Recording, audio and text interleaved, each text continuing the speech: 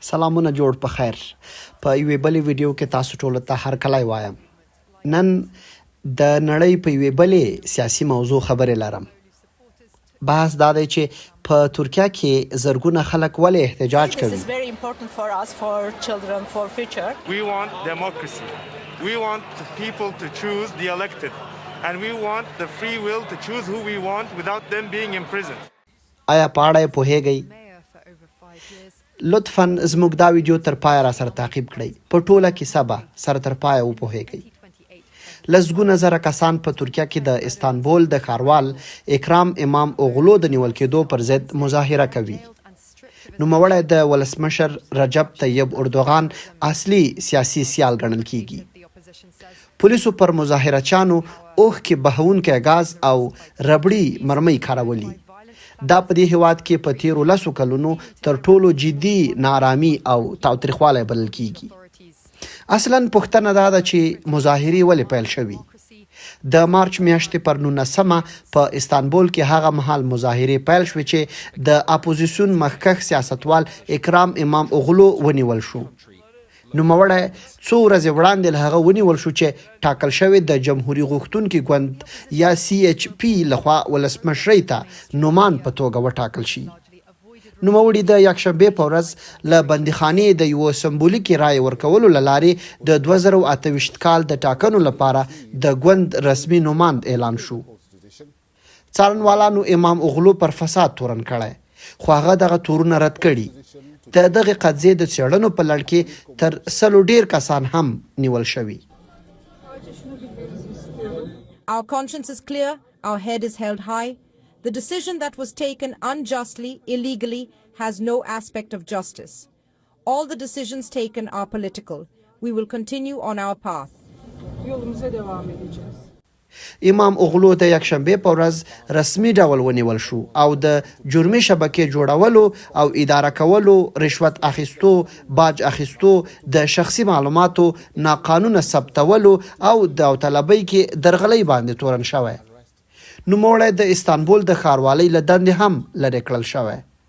د هغه ګوند CPHA دا نیونه د راتلونکي ولسمشر پر ضد کودتا بللې او له خپلو پلویانو یې غوښتي چې د اعتراض لپاره کوڅو ته راووځي. Bu yolsuzluk operasyonu üzerinden milletimizi provoke etmeye kalkıştılar. Baskı altına almaya kadar ne ararsan bunlarda her şey var. اصلا مظاهرچیان ښایي څوک دي؟ د مظاهرچیانو ډیری د پوهنتون محصلین دي. د چهارشنبې په ورځ د بیلابیلو پوهنتونونو محصلینو د استانبول پوهنتون مخې ته مظاهره وکړه. د پولیسو له خنډونو تیر شول او د استانبول د ښاروالۍ په لور وخوځېدل. د پنجشنبې په ورځ هم په ګڼو پوهنتونونو کې مظاهرې وشوې چې وروسته کوڅو ته خپرې شوې. د ترکیې د کورنیو چارو وزیر په وینا تر اوسه له 1100 ډیر کسان نیول شوي.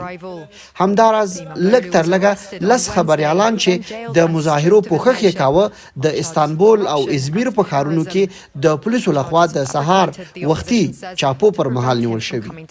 سره له دې چې امام اوغلو زنداني شوی، ګوند یې د یکشنبې په ورځ په سمبولیکه توګه د ولسمشرۍ نوماد لپاره خپلې رایې ورکړې. د استانبول د ښاروالۍ ودانۍ ته نږدې یو 29 کلن رایه ورکوونکی فرهاد د AFP خبري اژانس ته ویلي هر ځل چې یو قوي سیال پیدا شي هغه بندي کیږي. په ترکیه کې اوس یو استبدادي رژیم دی، یوازې تش په نامه سیاست کوي.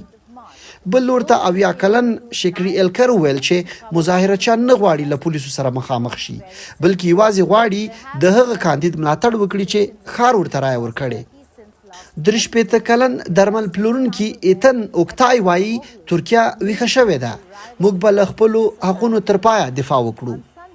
د ترکیه حکومت څه غبرګون ښودلی؟ Bu yolsuzluk operasyonu üzerinden milletimizi provoke etmeye د ترکیه ولسمشر رجب طیب اردوغان مظاهرې غندلي او ویلي دي چې حکومت به ورانکارۍ او کوڅهیزې ترهګرۍ ته تسلیم نشي.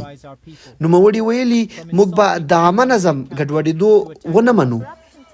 ترکی چارواکي پر عامه غونډو بندیز اعلان کړی، خو له دې سره مظاهرچیانو لارو کوڅو ته وتلي.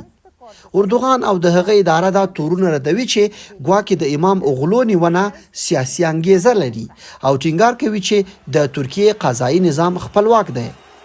اردوغان ادعا کوي چې سی پی ایچ ای ګوند د فساد د تورونو ځواب نه دی ویلی او دغه ګوند مشر اوزګور اوزول یې تورن کړی چې په کوڅو کې ګډوډۍ ته لمنه وهي.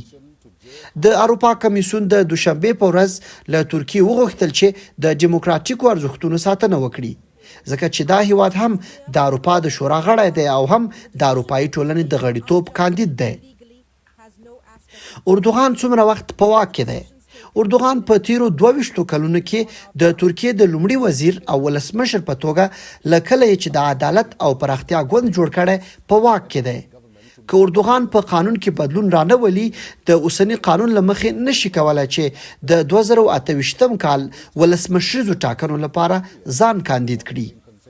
اردوغان او د هغه حکومت په 2014 کال کې د یوې ناکامې پوځي کودتا پر مهال خوندي پاتې شول.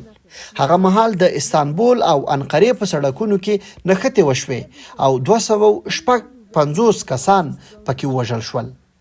د نوموړي پلویان وایي اردوغان د ترکیې اقتصاد ته پراختیا ورکړې خو منتقدین یې ادعا کوي چې یو مستبد مشر دی. د مخالفت زغم نه لري او د خپلو مخالفانو پر وړاندې سخت غبرګون ښیي.